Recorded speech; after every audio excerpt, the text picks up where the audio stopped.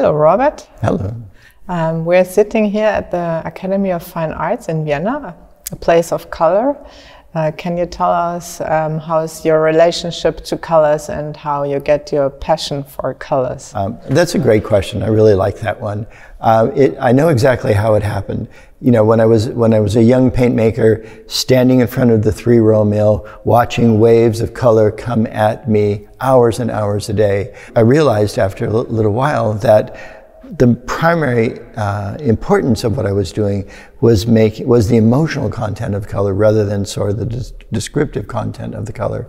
And so the emotional resonance of every color sort of came into me, and I took that into my painting and became a real focus of my painting.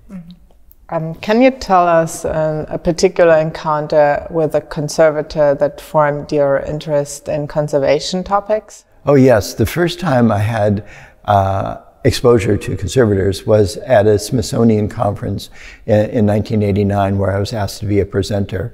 I was just totally blown away by the conservators and their camaraderie, how much they cared for the art. And I felt that, you know, they cared about art and how to preserve art much more than the artist did, and I really respected that.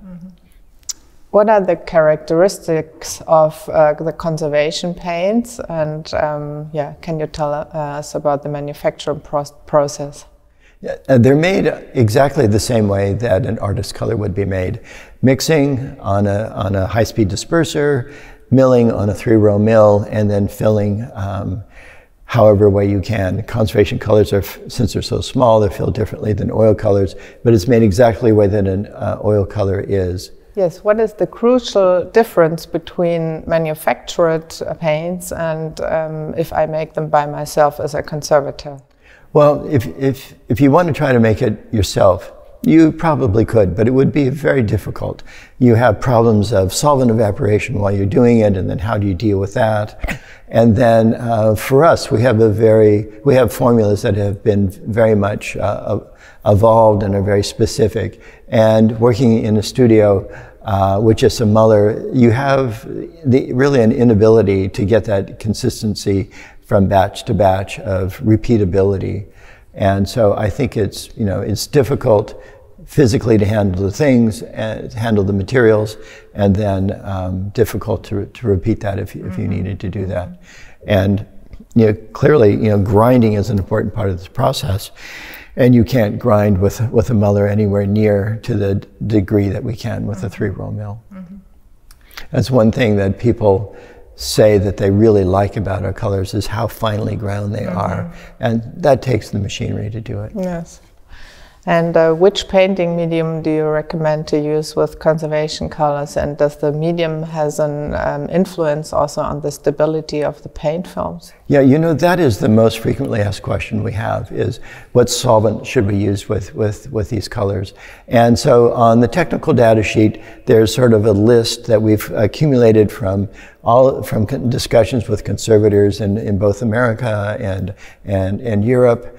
And isopropanol is one that I think is probably most frequently used, but there are other solvents that evaporate in different ways, and from a 40% mineral spirit to the oxygenated solvent that we use. And so the list is there for people to try.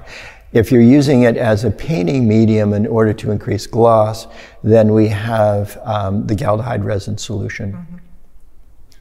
And in terms of that material solvents affecting stability, that's nothing to worry about. I mean, the solvent is in there for a very short period of time, and so it's not going to change anything chemically. Interesting, yes. Gamblin Conservation Colors are my favorite colors for retouching since 2007. Oh, good. And I work in Austria since more than 10 years, a country with very strong tradition in the retouching with resin oil paints. And how would you convince an Austrian restorer to use Gamblin Conservation Colors? Well, I wouldn't presume to try to influence somebody to change something that they have earned from decades worth of working with material that they have mastered. But I would think that the advances with these contemporary resins that we have that are proven to be so stable, that would be influence enough to get them to at least to explore the idea of moving away from a material, the resin oil colors. We know that natural resins are unstable. We know that oil changes as it ages over the first 25 years. And so we know that there's going to be color change in that. Why not explore something that we know that there's not going to be color change? That would be my perspective. Robert, what kind of varnish would you recommend to be used with Gamblin Conservation Colors? Well, most large studios have spray booths, and if you do, then there's a whole range of contemporary low molecular weight synthetic resins that have been developed over the last 20 years or more. And apparently new ones that are being identified as having stability. Any one of those, I think, would work well. I mean, they all have different optical properties, and conservators gravitate towards certain ones versus others because of how they look in terms of the work that they've done. So any of those, I think, would work really well. The only thing I wouldn't recommend, and I don't think would make any sense at all, would be to put a natural resin on any of these retouchings made with Laripol. It just wouldn't make any sense to have something so unstable put on top of something that was so stable.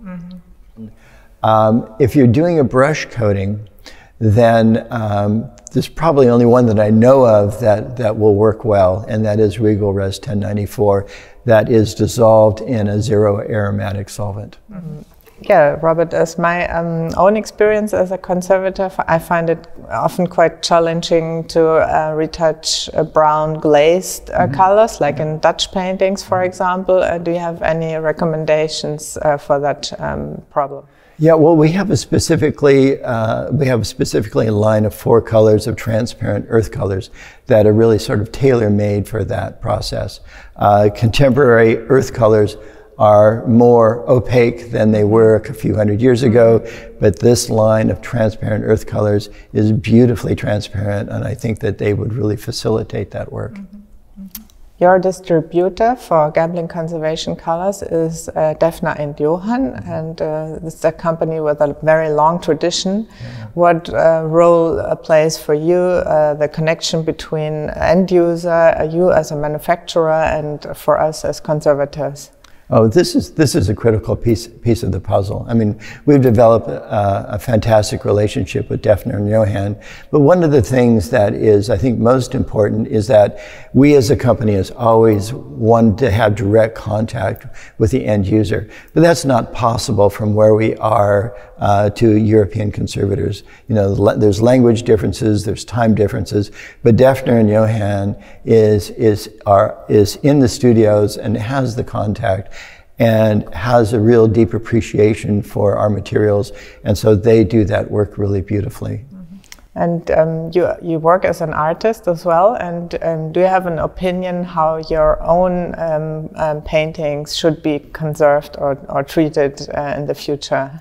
Oh, I would be so pleased if my paintings were loved enough that they ended up needing to go to a conservator for cleaning at some time in the future.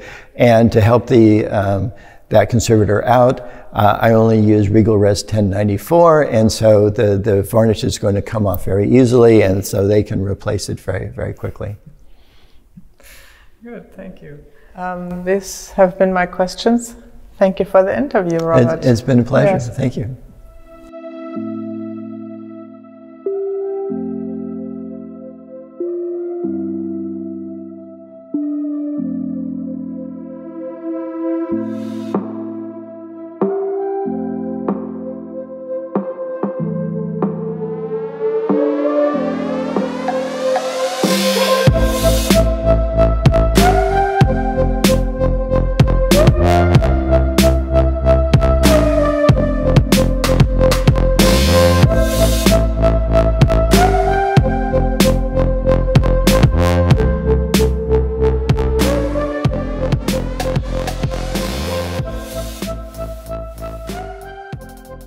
you.